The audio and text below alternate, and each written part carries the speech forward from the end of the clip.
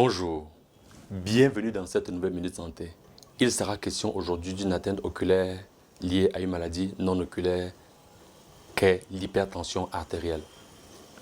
L'hypertension artérielle est une maladie vasculaire qui peut être essentielle de cause non connue ou bien qui peut être secondaire à la suite d'une maladie rénale, comme nous l'avons vu déjà, à la suite d'une atteinte d'une grande glande surrénale ou à la suite d'autres pathologies qui peuvent effectivement entraîner une augmentation de la pression artérielle.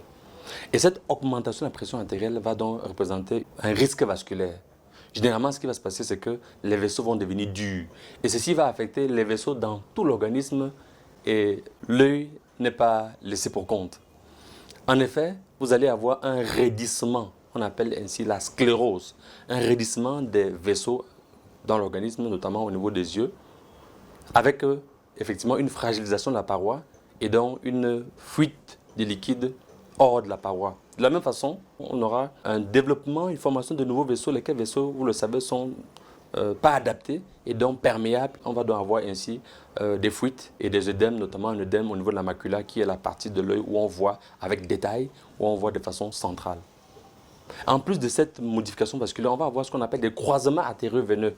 C'est-à-dire qu'on aura une pression sur le système d'irrigation. C'est des modifications qui sont très visibles lorsqu'on fait des explorations complémentaires au niveau de l'œil. Cette hypertension, lorsqu'elle va ainsi affecter la macula, va entraîner une perte de la vue. Et lorsque la rétine est touchée dans son ensemble, peut avoir une cécité.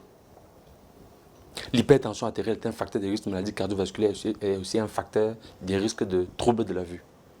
Équilibrer les chiffres tensionnels représente une bonne option pour le cœur, mais aussi pour vos yeux. Bien informé, vous savez développer des réflexes santé de qualité parce que votre santé est votre premier capital.